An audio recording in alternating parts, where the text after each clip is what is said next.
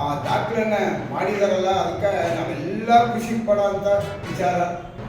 ಒಬ್ಬ ಹಿಂದುಳಿದವ ಭಾರಿ ಆಯ್ತಾರ ಅಂದರೆ ಇವತ್ತು ಎದೆ ನಿಗಿಸ್ಕೊಂಡು ನಡೆಯೋಂಥ ಸನ್ನಿವೇಶ. ನಾವಾಗಿರ್ಬೋದು, ನೀವಾಗಿರ್ಬೋದು, ಇದರಲ್ಲಿ ಎರಡು ಮಾತು ಇಲ್ಲ.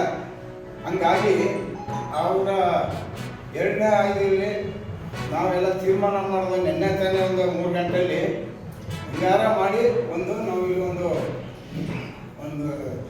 ನಮ್ಮ ಒಂದು ಇದರಲ್ಲಿ ಯಾರಿಗೂ ಭಾರ ಕೊಟ್ಟಿದ್ದ ರೀತಿ ಎಲ್ಲ ಅವರವರು ಇಚ್ಛೆ ಅಂತ ಯಾರಿಗೂ ಡಿಮ್ಯಾಂಡು ಕೂಡ ಯಾರಿಗೂ ನಾವು ಯಾರಿಗೂ 2 ಸತಿ 3 ಸತಿ ಫೋನ್ ಮಾಡಿಲ್ಲ. ಒಂದು ಸತಿ ಫೋನ್ ಮಾಡಿದಾಗ ನಮ್ಮ ಸೀಟು ನಮ್ಗೆ ಏನೋ ಒಂದು ಕಿರು ಕಾಣಿಕೆನ ಈಸಿ ಒಂದು 2,000 ಜನಕ್ಕೆ ನಾವು ಒಂದು ನಾಟಿ ಕೋಳಿ ಬಿರಿಯಾನಿನ ಮಾಡಬೇಕು ಅಂತ ನಾವು ತೀರ್ಮಾನ ತಗೊಂಡ್ರೆ ನಾವು ಒಂದು 2-3 ಜನ.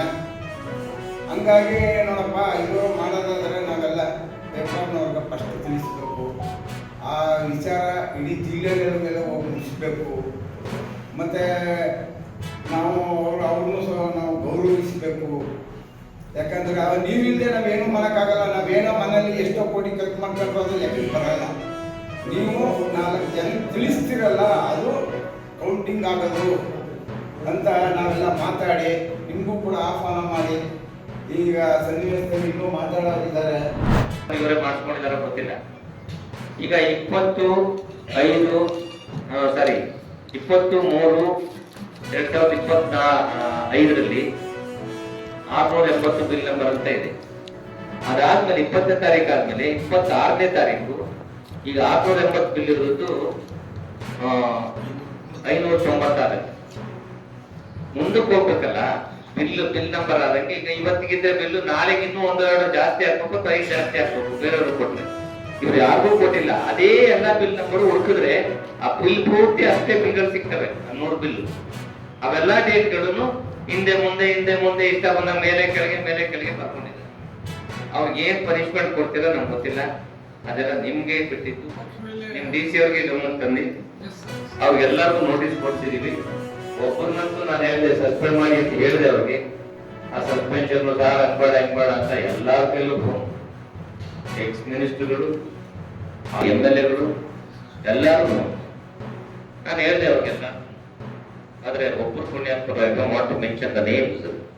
ಒಬ್ರು ಹೇಳಿದ್ರು, ಇದೆಲ್ಲ ಹೇಳಿದ್ಮೇಲೆ ನಂಗೆ ಗೊತ್ತಿಲ್ಲ ಡಾಕ್ಟ್ರೆ, ನಿಜವಾಗಿ 3 ತಿಂಗಳು ಮಾಡಿದ್ರೆ 1 ತಿಂಗಳು ಸೇರಿಸ್ಬಿಟ್ಟು 4 ತಿಂಗಳು ಮಾಡಿ ಅವ್ರಿಗೆ ಹೊರಗೆಲ್ಲ ಸಸ್ಪೆಂಡ್ ಮಾಡಿ ಅಂತ ಒಬ್ರು.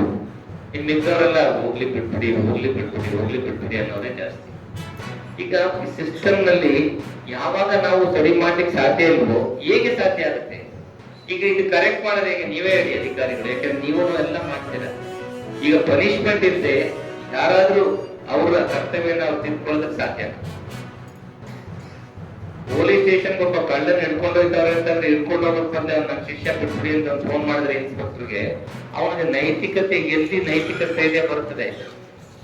ಅವ್ರು is going to punish the people. ಈಗ ತಪ್ಪು ಮಾಡಿರೋರ್ನ ತಿದ್ದೋದು ಯಾವ ರೀತಿಯಲ್ಲಿ ಆಗುತ್ತೆ? Is it possible?